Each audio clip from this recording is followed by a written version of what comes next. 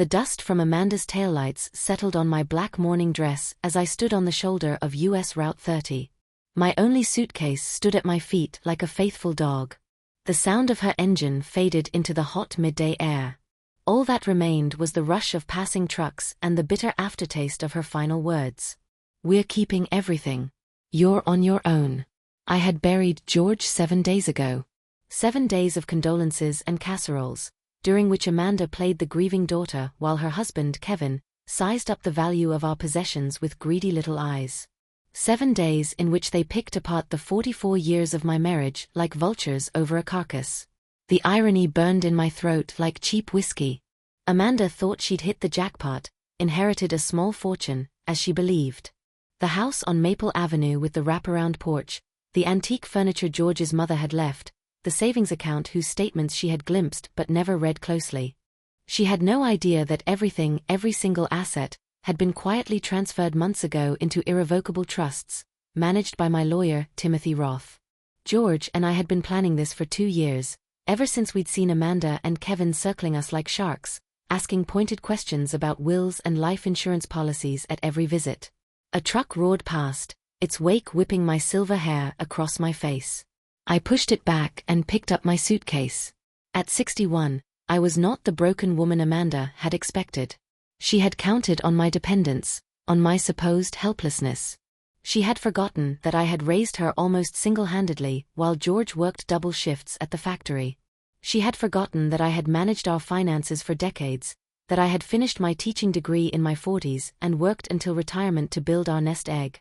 And most importantly, she had forgotten that for the last 5 years, George and I had been watching her true nature unfold. The betrayal had been gradual, like water eroding a stone. First, it was the casual dismissals of our opinions, then the eye rolls when we spoke at family gatherings, the conversations that fell silent when we entered a room, and the way she suddenly treated us like a burden, not her parents, like outdated furniture obstructing her vision of an inheritance.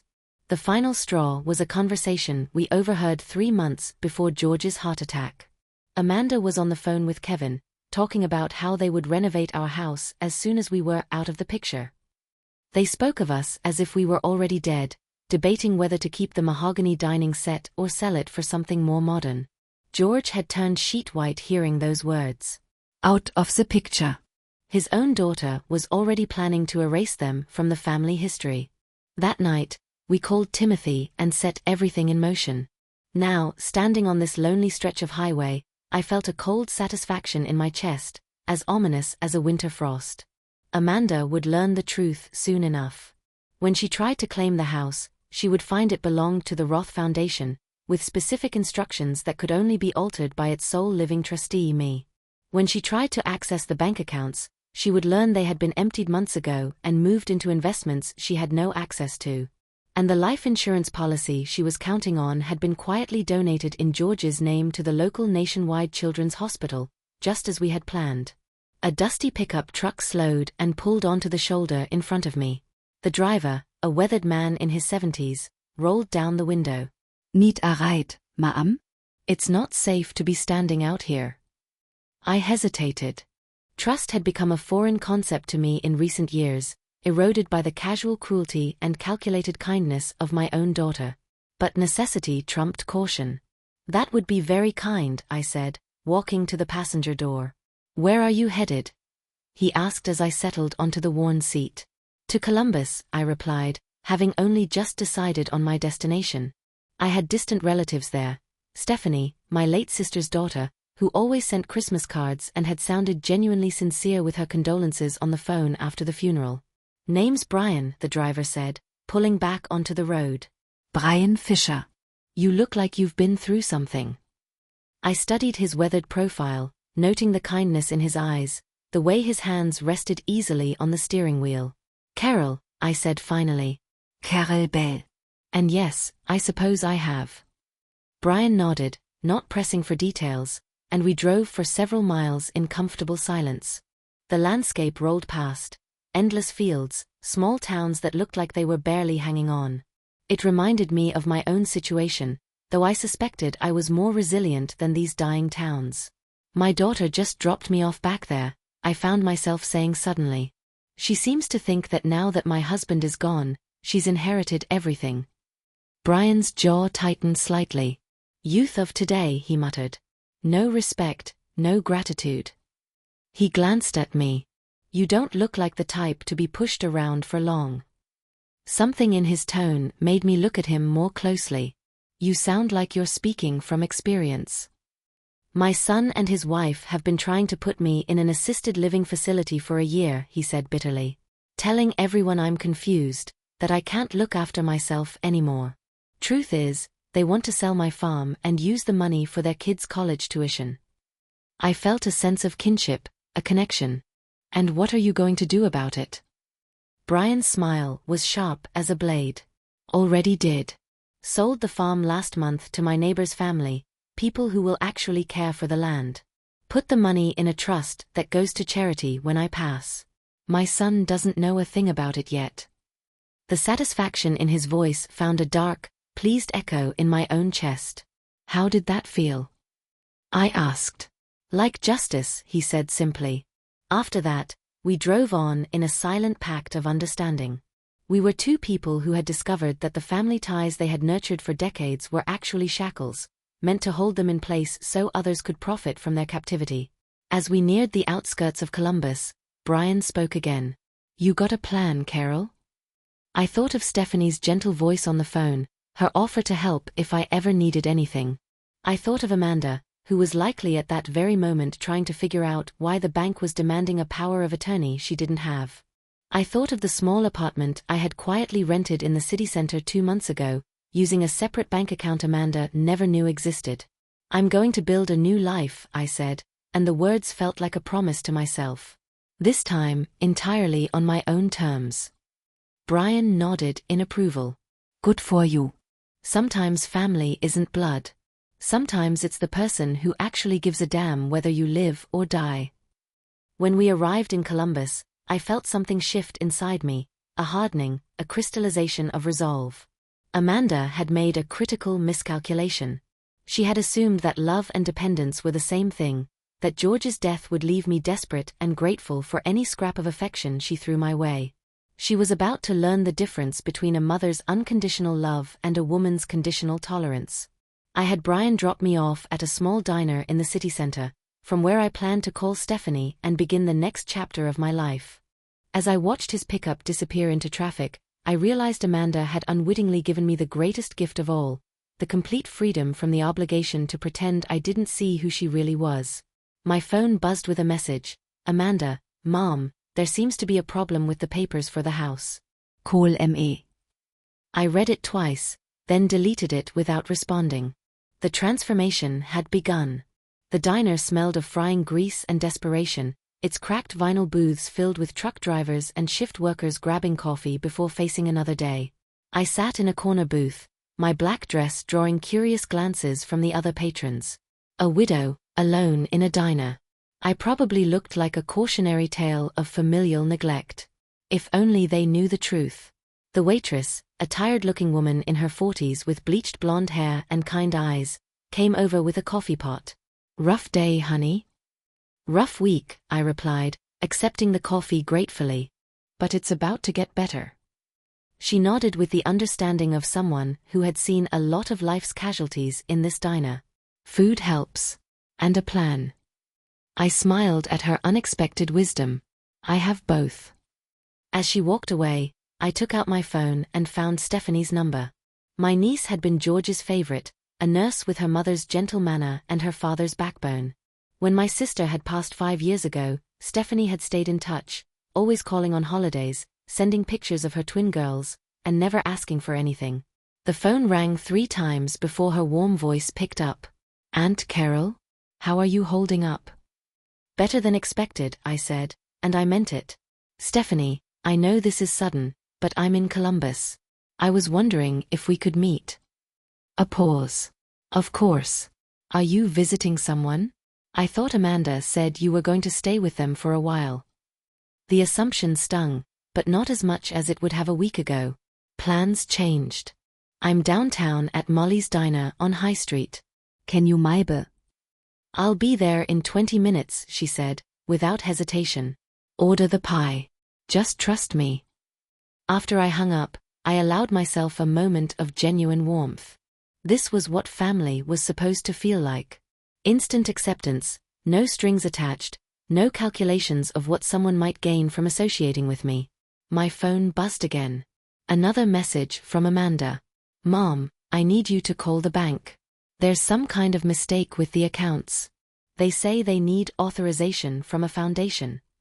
I deleted this message too, but not without noticing the shift in tone. Yesterday, she had been ordering me to find my own way. Today, she needed my help. The power dynamic was already shifting, and she could feel it, even if she didn't understand it yet. 22 minutes later, Stephanie burst through the diner door, her dark hair escaping a hasty ponytail, her work scrubs suggesting she had come straight from the hospital. She spotted me immediately and crossed the room with quick, determined steps. Aunt Carol, she said, sliding into the booth across from me. Up close, I could see the worry in her brown eyes, the same eyes my sister had. What happened? Amanda made it sound like you were all settled in there. I looked at my niece's face, searching for any trace of the calculating interest I had come to recognize in Amanda's expressions. All I saw was sincere concern and affection. Amanda dropped me off on the shoulder of US Route 30 this morning, I said simply. She told me they were keeping everything and that I should find my own way. Stephanie's mouth fell open. She did what? Her voice rose loud enough to draw glances from the next booth.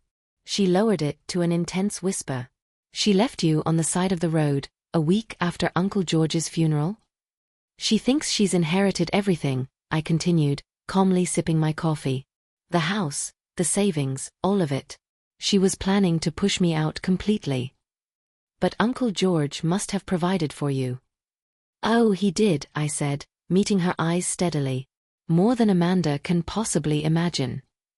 Something in my tone made Stephanie lean back slightly, studying me with new attention. You don't seem as upset as I would have expected. I'm not upset at all, I admitted. I feel liberated. The waitress returned, and Stephanie automatically ordered coffee and 2 slices of apple pie. When we were alone again, she leaned forward. Tell ML everything. And I did. I told her about the gradual erosion of Amanda's respect, the overheard phone call about us being out of the picture, and the legal steps George and I had taken in response. I explained the irrevocable trusts, the transferred assets, the carefully planned financial independence that Amanda had no access to or control over. Stephanie listened without interruption, her expression shifting from shock to comprehension, and then to something that looked distinctly like approval. So when she tries to claim the house, Stephanie said slowly, she'll find out it belongs to a foundation. Which I control, I finished. Along with everything else she thought she was getting. And the life insurance was donated to Nationwide Children's Hospital. George always wanted to do something for sick kids.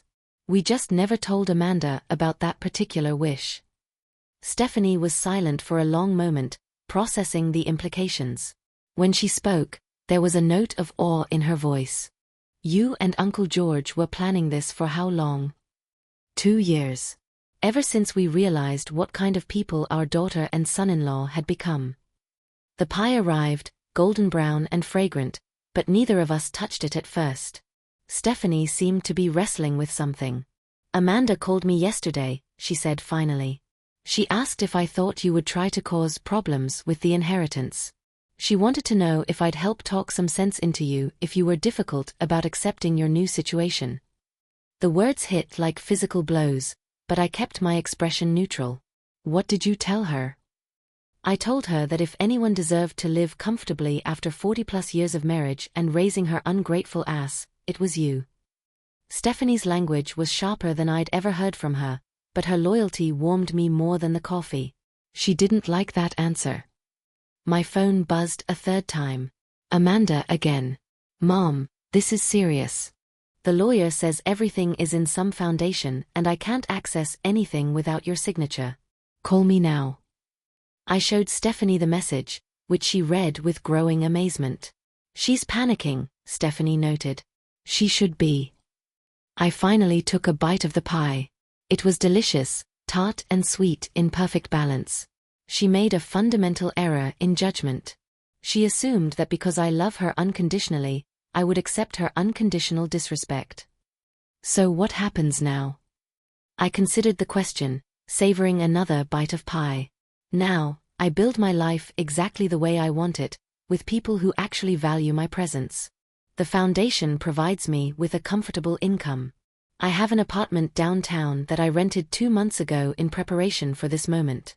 I can travel, volunteer, maybe even teach again if I want.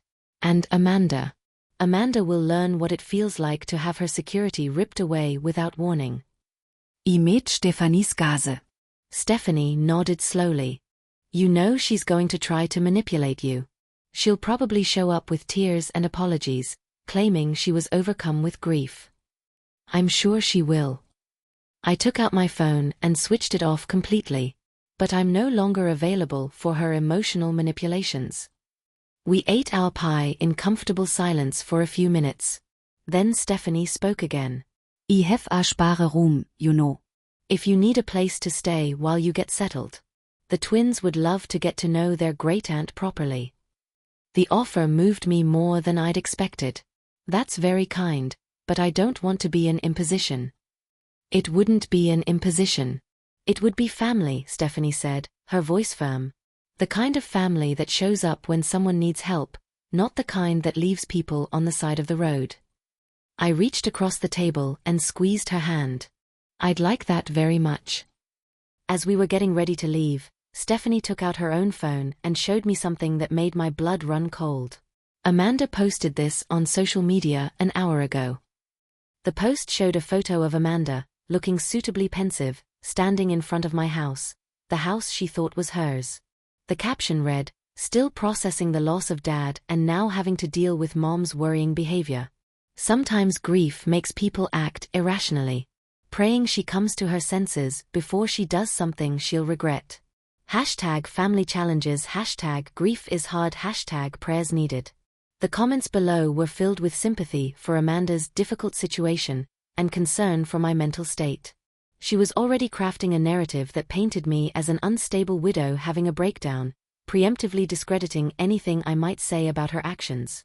I stared at the post for a long moment, feeling something cold and final settle in my chest. This wasn't just greed or casual cruelty. This was calculated character assassination. She was building a case for her own innocence while painting me as mentally incompetent. Aunt Carol. Stephanie's voice seemed to come from far away. Are you okay? I looked up at her worried face and realized that whatever small hope I had harbored for an eventual reconciliation with Amanda had just died completely. My daughter hadn't just burned bridges. She had systematically demolished them while broadcasting her own version of events to make sure I couldn't rebuild. I'm perfectly fine, I said, and my voice sounded different, even to me. Harder. More determined. Stephanie, would you mind if I stayed with you tonight? Tomorrow, I think I need to speak to a lawyer about defamation. Stephanie's smile was sharp and approving. I'll get the guest room ready. And Carol. Yes. I'm proud of you. Uncle George would be too. As we walked out of the diner together, I felt the last shackles of maternal obligation crack and fall away. Amanda had made her choice. Now she would have to live with the consequences. The real lesson was about to begin. Stephanie's house was in a quiet neighborhood where old oak trees cast soft shadows on well-tended lawns. As we pulled into her driveway, I saw 2 faces pressed against the front window, the twins, curious about their unexpected houseguest. They're shy at first, Stephanie warned as we walked to the front door. But don't let that fool you. They'll be interrogating you within the hour. The door swung open before we reached it, revealing 2 11-year-old faces that were mirror images of each other, except for their expressions. One was cautiously interested, the other openly skeptical. Mom said our great-aunt Carol is staying with us, announced the skeptical one, who I remembered was named Angela. Angela, Stephanie said with gentle reproach. That's not how I phrased it. Close enough, said the other twin, Isabel. We looked you up online. Your daughter is posting some pretty mean stuff. I knelt to their eye level, taking in their serious faces. These children had been raised to think critically, not to simply accept adult behavior just because adults demanded respect. I found it refreshing. Yes, she is, I said simply. What do you two think about what she wrote? Angela and Isabel exchanged a look that spoke of twin telepathy and shared judgment. We think she's trying to make people feel sorry for her so they don't ask hard questions, said Isabel. And we think someone who leaves their mom on the side of the road is probably not a very nice person, Angela added. Stephanie looked both proud and mortified. Girls. They're right, I interrupted. Both observations are completely accurate. The twins beamed at the validation, and I felt something warm spread through my chest. When was the last time someone in my family had listened to me with such focus? Had taken my words at face value instead of dismissing them as the ramblings of an old woman? Over dinner, Stephanie's excellent homemade lasagna, I truly relaxed for the first time in months. The twins peppered me with questions about my career as a teacher, about their great-uncle George, about what it was like growing up in the 60s. Their curiosity was genuine, their attention complete. Did you really teach German for 20 years? Isabel asked. I did. I started when I was 42, after Amanda went off to college. That's so cool, Angela said. Most people think they're too old to start something new.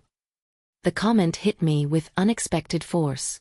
Here, these children were celebrating the idea of a later-in-life pivot, while my own daughter saw my age as proof of my declining abilities. After dinner, Stephanie sent the twins off to do their homework while we sat in her living room with wine for what she called the talk we need to have. I've been thinking about Amanda's social media post, she began. It's more dangerous than just embarrassing you. She's building a narrative of incompetence that could affect her legal standing if she decides to challenge the trust agreements. I was thinking the same thing. She's either smarter than I gave her credit for, or more desperate. Stephanie pulled out her laptop. I took screenshots of everything, before she has a chance to delete or edit the posts. But Carol, you have to understand, if she's willing to question your mental state publicly, she's likely to escalate. As if on cue, my phone, which I had switched back on to call Timothy, began to ring. Amanda's name flashed on the screen. Stephanie raised an eyebrow. Are you going to answer? I stared at the phone as it rang 3 times, then let it go to voicemail. Instantly, it rang again. She's persistent, I'll give her that, I muttered, declining the call. Zitiert Call Kim 3 seconds later. This time, I answered. Hello, Amanda. Mom, thank God, I've been trying to reach you for hours. Where are you? Are you safe? The concern in her voice was perfectly modulated, just the right amount of worry mixed with hurt confusion. If I hadn't seen her social media performance, I might have been fooled. I'm perfectly safe, I said calmly. Look, about this morning. I know I was harsh, but I was overwhelmed. Grief makes us say things we don't mean. Can you come home so we can talk this out? Home. Well, yes, it's still your home. Of course. We're family. I met Stephanies Eis. She was recording the call on her phone. Smart. That's interesting, Amanda. This morning you told me to find my own way because you were keeping everything. Now you're calling it my home too. A pause. When Amanda replied, her voice was slightly strained. I was upset. Dad just died, and I wasn't thinking clearly. But I've talked to Kevin and we want you to come back. We can work out the living arrangements. Living arrangements. I repeated. In the house you thought you had inherited. Mom, there seems to be some confusion about the estate. The lawyer says there are trust documents I haven't seen. Did Dad change his will without telling us? There it was. The real reason for her calls. Not remorse, not love, but information and access. Your father and I made our wishes very clear in our legal documents, I said. Perhaps you should read them more closely. I can't read them. They're sealed in a foundation that requires your signature to access. Mom, what is going on? Why are you being so difficult? The word difficult hung in the air like a curse. I was difficult. Difficult to manipulate, difficult to control, difficult to dismiss. I'm not being difficult, Amanda. I'm just not making it easy for you to take things that don't belong to you. Don't belong. Mom, are you okay? You're talking nonsense. And there it was, the subtle insinuation of mental incompetence, delivered with just enough concern to sound loving to an outsider. I'm feeling clearer than I have in years, I said. Clear enough to understand that when you left me on the side of the road this morning, you made your feelings about our relationship perfectly obvious. I didn't abandon you. I just, look, can we please talk in person? This is too important for a phone call. Where would you like to meet? I asked, curious about her next move. At home. At the house. Our house. The house you can't access because it's in a trust. Another pause, this one longer. When Amanda replied, the pretense of maternal concern had worn thin. Mom, I need your signature to release the trust funds. This is ridiculous. I'm your daughter. Dad wouldn't have wanted this confusion. Your father wanted exactly what is happening right now, I said softly. We planned it together. A silence stretched between us. I could almost hear Amanda recalibrating, trying to process this information. That's impossible, she said finally. Dad wouldn't. You're confused, Mom. The grief is affecting your judgment. My judgment is fine, Amanda. Fine enough to recognize that you've spent the last 5 years treating your father and me like a burden you couldn't wait to be rid of. Fine enough to remember hearing you talk about renovating our house while we were still living in it. The sharp intake of breath told me she remembered that overheard conversation, too. You were eavesdropping on us. I was living in my own home while you were planning my eviction from it. Eviction? Mom, you're being paranoid. We were just talking about the future. A future where we were out of the picture. Your exact words. Another long pause. When Amanda spoke, her voice had changed completely. The pretense of concern was gone, replaced by something harder and more calculating. Fine. Let's say you overheard something. We were planning ahead. That's what responsible adults do. But this vindictive behavior isn't you, Mom. Hiding assets, playing games with legal documents. It's cruel. I almost laukhet etze accusation. Cruel? Like leaving your widowed mother on the side of the road. I was emotional. But this is calculated. This is you intentionally trying to hurt your own family. No, Amanda. This is me trying to protect myself from people who have made it clear they see me as an obstacle to their financial goals. That's not true. Isn't it? Tell me, when was the last time you called just to ask how I was? When was the last time you visited without calculating the value of something in our house? When was the last time you treated me like a person, instead of a problem to be solved? The silence stretched so long I wondered if she had hung up. Finally she spoke, and her voice was different again, colder, more strategic.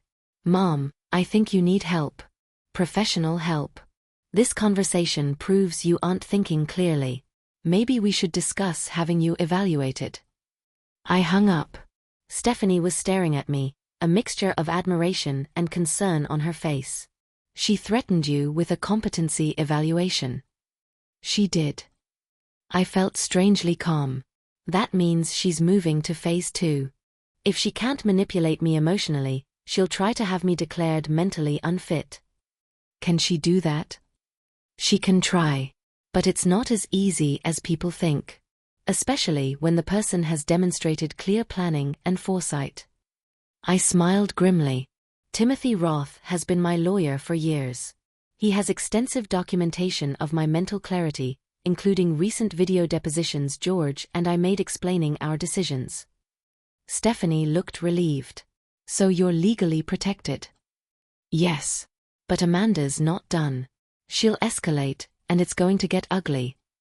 As if to prove my prediction, my phone buzzed with a text from an unknown number. Carol, this is Kevin. Amanda is very worried about you. We think you may be having some kind of breakdown. Please let us help you. I showed Stephanie the text. She shook her head in disgust. They're playing good cop, bad cop. Except they're both bad cops, I replied. They just don't know that I'm no longer willing to be their victim. Upstairs, I could hear the twins getting ready for bed, their voices a comforting background noise of normal family life. This is what family was supposed to sound like. Easy Affektion, mutual Respekt, genuine Care. I thought of Amanda's threat of an evaluation, of the social media campaign to discredit me, of the systematic way she was trying to frame me as an unstable widow having a breakdown. She had severely underestimated the woman she was dealing with. I was not the dependent, grief-stricken mother she thought she could manipulate. I was a teacher who had dealt with manipulative teenagers for 20 years. I was a widow who had been planning for this exact scenario for 2 years. And I was done defending myself. I woke before dawn in Stephanie's guest room, my mind clear and focused. Outside the window, Columbus was still asleep, streetlights casting long shadows across the quiet neighborhood. My planning had been methodical, and today would be the beginning of Amanda's lesson in consequences. At 7 a.m., I was sitting in Timothy Roth's office with a cup of his secretary's excellent coffee and a detailed timeline of Amanda's actions since George's death. Timothy, a trim man in his 50s with silver hair and sharp eyes, read my documentation with the focused attention of someone who understood exactly what we were dealing with. "She's building a case for incompetence," he said finally, setting aside the printed screenshots Stephanie had taken, the social media posts, the recording of the phone call, the threat of an evaluation. It's textbook. Can she succeed? Timothy smiled, and it wasn't a particularly kind one. "Not with what we've prepared. Carol, you and George were extraordinarily thorough. The video depositions alone would nullify any challenge on grounds of diminished capacity, but we have much more." He opened a thick file folder, the product of our life's work, months of careful preparation for this exact scenario. "Your psychological evaluation from Dr. Teresa Forster last month shows you functioning at a superior cognitive level for your age. Your financial planning demonstrates clear foresight and rational decision-making. The witness statements from your former colleagues attest to a pattern of mental acuity and emotional stability. And if she persists, we move to phase 2 of your plan."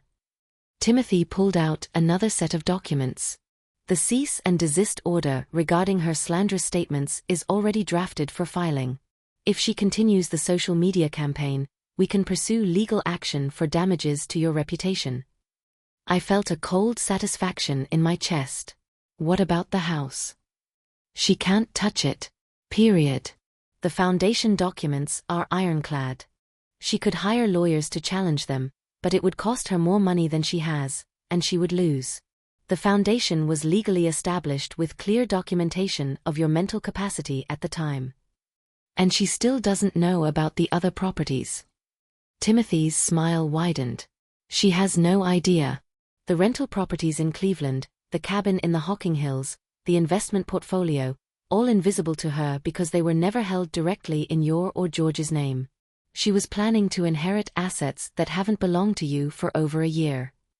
We spent the next hour going over details, strategies, and contingencies. Timothy was thorough, methodical, and deeply pleased with the legal fortress we had built. As I prepared to leave, he handed me one last document. "This is for you," he said. A gift from George's planning. I opened the envelope and found the deed to a small house on the outskirts of Columbus, a property I'd never heard of, purchased and held in the foundation 6 months before George's death. "He wanted you to have options," Timothy explained. "A place that was entirely your own, with no history of family conflict. It's paid in full, recently renovated, and ready for you to move in whenever you like." The gesture hit me harder than I'd expected. Even in death, George was still taking care of me, still planning for my happiness and security. I thought of Amanda's casual cruelty over the past week, and the last vestiges of maternal guilt evaporated completely. By noon, I was standing in front of my new house, a charming cottage-style bungalow with a wraparound porch and mature gardens. The key turned easily in the lock, and I stepped into what would be my sanctuary, my fortress, my new beginning. The house was perfect, not too big, not too small, with hardwood floors, modern appliances, and windows that filled every room with light. In the kitchen, I found a note in George's handwriting, dated 3 weeks before he died. "Carol, if you're reading this, it means our plan is in motion. This house is yours alone. No shared memories, no family politics, no one else's opinions on how you should live. Build the life that makes you happy here. Juve irnet it all my love, George.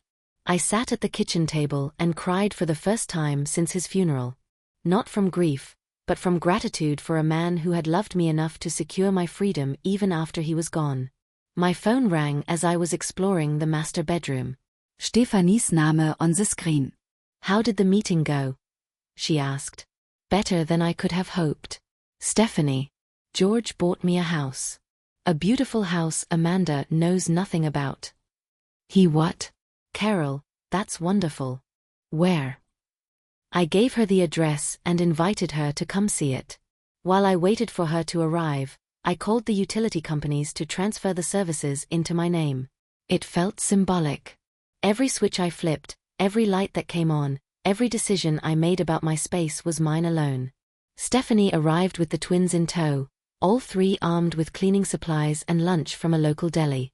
We figured you could use some help moving in, Stephanie explained, while Angela and Isabel ran through the house, oohing and ahhing over built-in bookshelves and window seats. This is so much better than living with mean Amanda, Isabel announced, which made me laugh in spite of everything. We spent the afternoon cleaning and organizing. The twins appointed themselves my interior design consultants, offering solemn opinions on furniture placement and color schemes. Their straightforward acceptance of my new situation, their enthusiasm for my independence, reminded me what supportive family relationships were supposed to feel like. Around 2 p.m., my phone buzzed with a text from an unknown number. This is Amanda. I'm coming to Columbus to find you. We need to talk. I showed the message to Stephanie, who was hanging curtains in the living room. She's escalating, Stephanie noted. Are you ready for a direct confrontation? I'm ready for whatever she brings, I replied, and found that I meant it completely. An hour later, my phone rang. Amanda's number. I know you're in Columbus, she said, without preamble. I'm here too.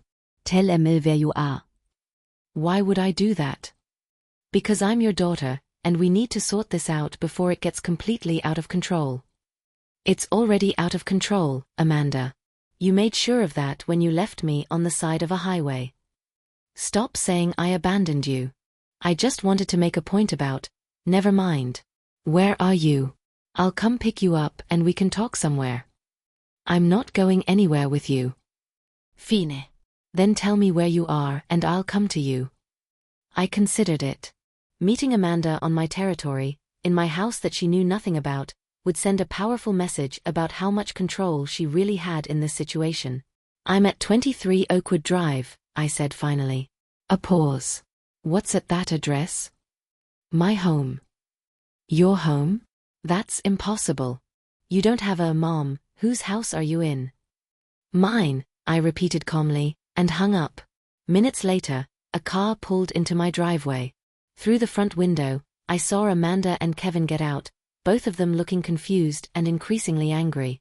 Amanda was wearing what I recognized as her serious conversation outfit, a mustard-colored dress designed to project competence and authority. Kevin was wearing his suit, probably the most respectable thing he owned. They approached the front door with the aggressive confidence of people who believe they hold all the cards. Amanda's knock was sharp and demanding. I let her wait a full minute before I opened the door. When I did, their expressions shifted from determination to bewilderment. Whose house is this? Amanda demanded. Mine, I said for the third time. Would you like to come in? They followed me into the living room, both of them looking around with the calculating eyes of people assessing property values. Kevin's gaze lingered on the hardwood floors and crown molding with obvious appreciation. Mom, I don't understand, Amanda said, perching on the edge of my new sofa as if she didn't intend to stay long. How do you have a house? When did you buy a house? I didn't buy it. Your father did. Kevin leaned forward. When? We would have known about a real estate transaction. Would you have? I said. I settled into my reading chair, a comfortable wingback that faced them both. You seem to be under the impression that you were privy to all of our financial dealings. How's that working out for you? Amanda's composure began to fray. This is insane. Dad didn't buy another house. Where would he have gotten the money? From the same accounts you can't access, I said pleasantly. The ones you thought. Amanda's voice trailed off as she began to grasp the scale of what she didn't know. Kevin's face contorted. You can't just hide assets and pretend they don't exist. There are laws about estate planning. You're absolutely right, I agreed. There are laws. Your father and I followed them meticulously. But you're hiding money. Amanda's voice was getting louder. You're keeping us from our inheritance. Which inheritance, Amanda? Show me the will that promises you anything specific. A silence fell between us. Amanda and Kevin exchanged a look, and I could see the dawning realization on both their faces that they had never actually seen the details of George's will. They had simply assumed they were the beneficiaries. We're your family, Amanda said finally, her voice now quiet. Of course we're in the will. Family, I repeated thoughtfully. Is that what you call people who leave their widowed mother on the side of a road? Is that what you call people who publicly question their parents' mental capacity? Is that what you call people who plan to renovate homes their parents are still living in? Each question landed like a physical blow. Amanda's face went from pale to flushed. You were listening in on private conversations. I was existing in my own house while you planned my removal from it. Kevin stood up abruptly. This is getting us nowhere. Mrs. Bell, we need your signature to release the trust funds. Whatever game you're playing, it needs to stop. I looked at him steadily. I'm not playing a game, Kevin. I'm living my life on my own terms, for the first time in years. By stealing from your own daughter.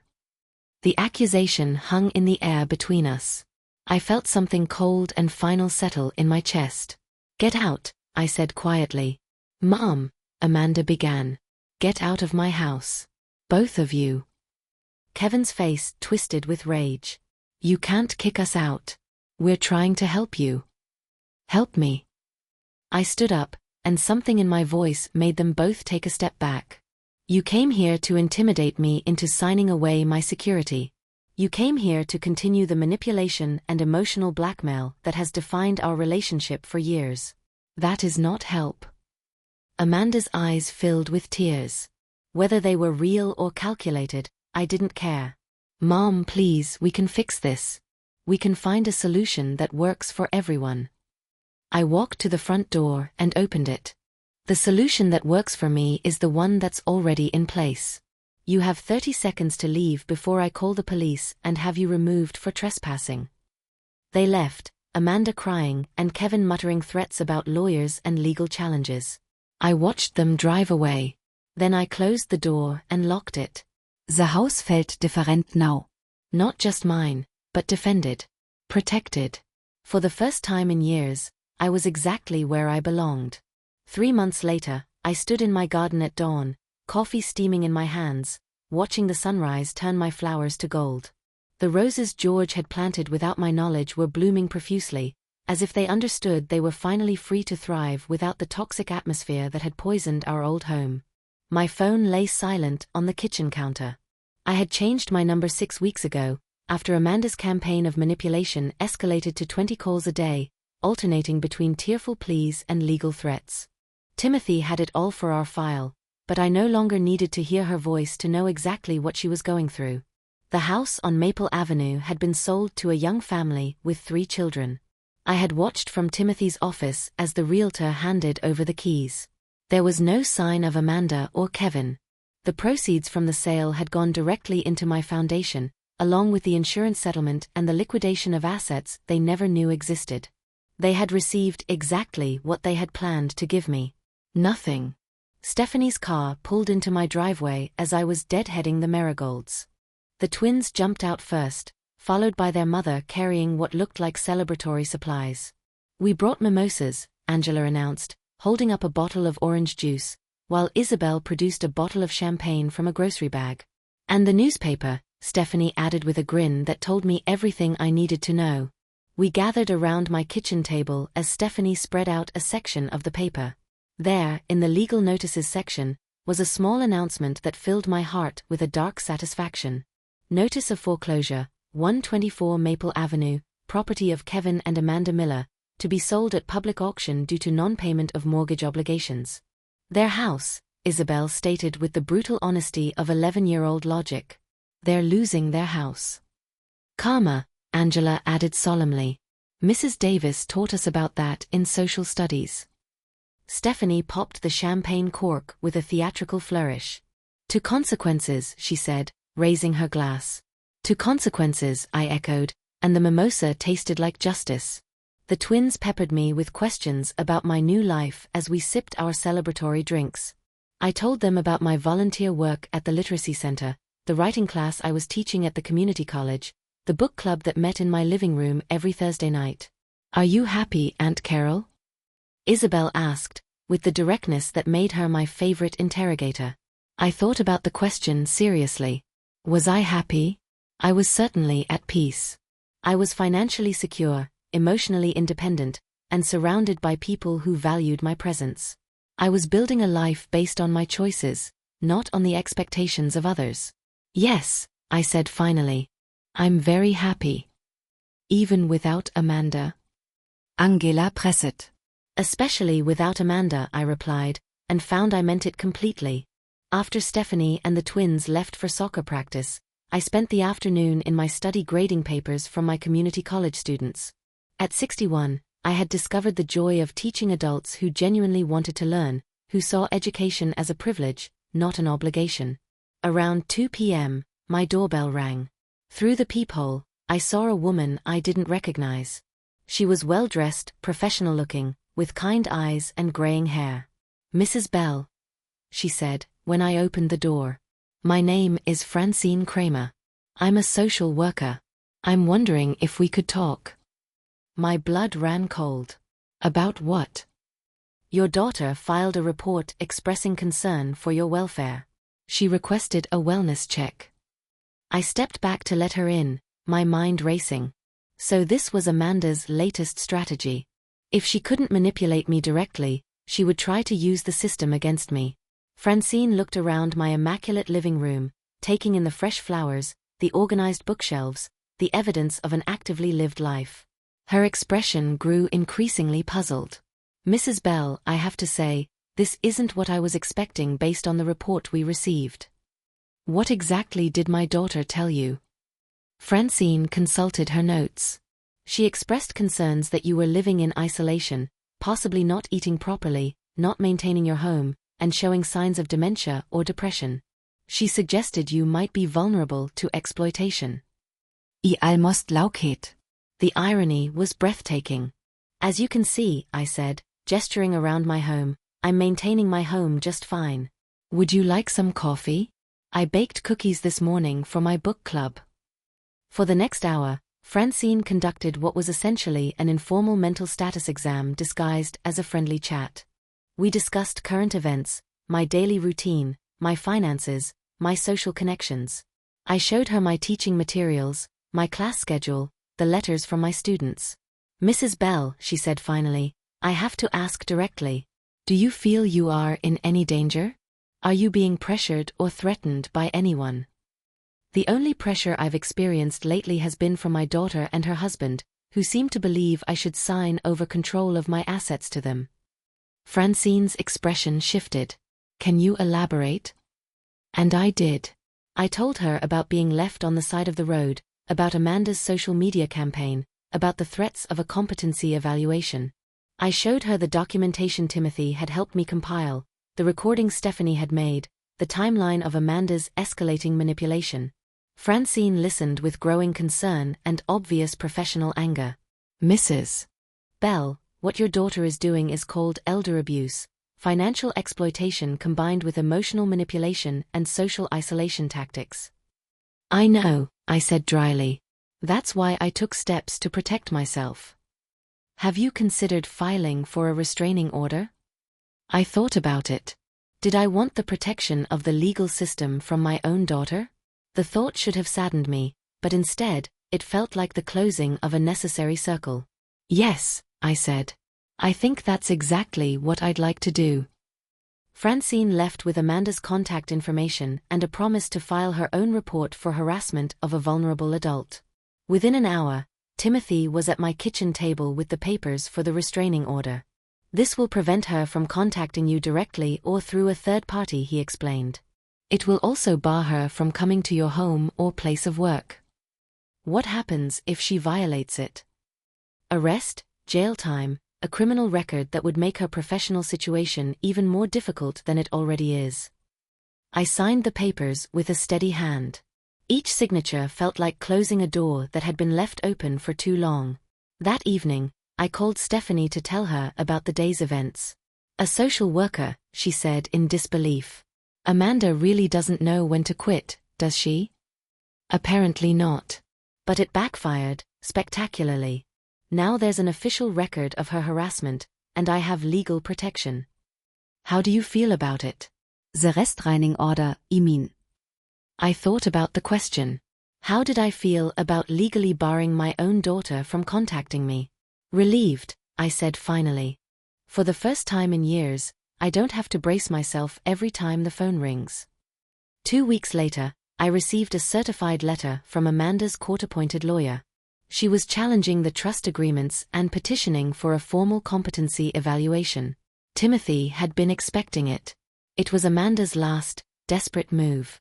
She's playing right into our hands, he told me over lunch at our favorite downtown restaurant.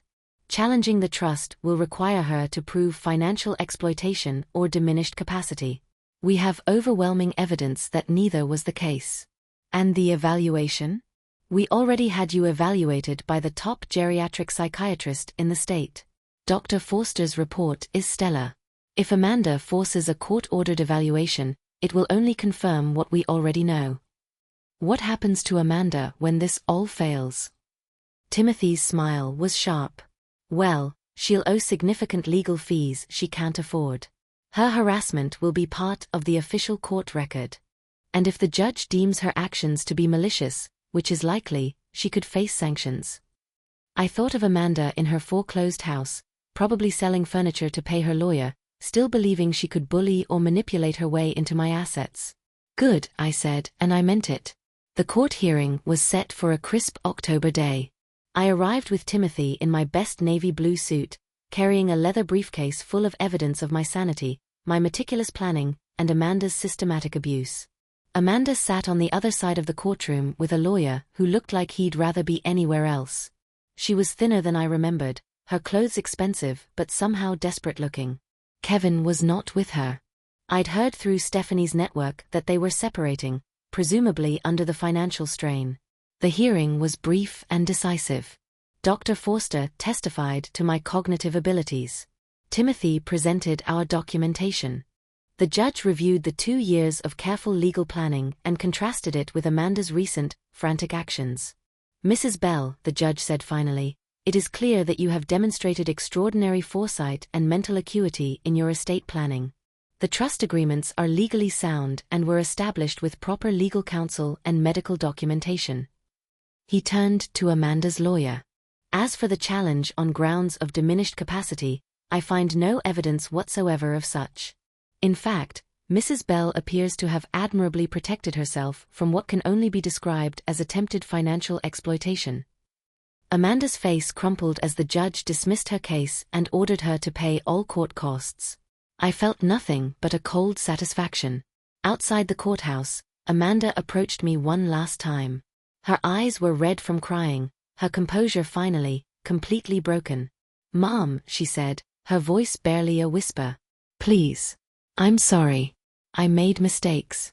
But I'm still your daughter. Don't you laugh ml anumore. I looked at this woman who had shared my body for 9 months, whom I had raised and loved and sacrificed for, but who had ultimately seen me as nothing more than an obstacle to her financial goals. "I loved my daughter," I said softly. "But she died on the side of a road 3 months ago, when she abandoned her widowed mother to chase an inheritance that never existed." I valket ave without looking back. That evening, I sat on my porch with a glass of wine, watching the sunset paint my garden in shades of gold and amber. Stephanie's twins were building a fort in my backyard, their laughter carried on the evening breeze. My phone was silent, protected by legal barriers that had finally given me peace. I thought of George, of the life we had built together, and of the freedom he had secured for me after his death. I thought of the students who looked forward to my classes, the book club members who brought wine and discussion into my living room, the garden that bloomed because it was finally free from poison. Amanda would learn to live with the consequences of her choices, just as I had learned to live with mine. The difference was, my consequences felt like liberation. I had taken back my life, my dignity, and my right to exist without justification. I had learned the most important lesson of all: sometimes, loving yourself means walking away from people who see your love as a weakness to be exploited. And in that twilight, surrounded by chosen family and protected by legal boundaries, I was finally completely myself.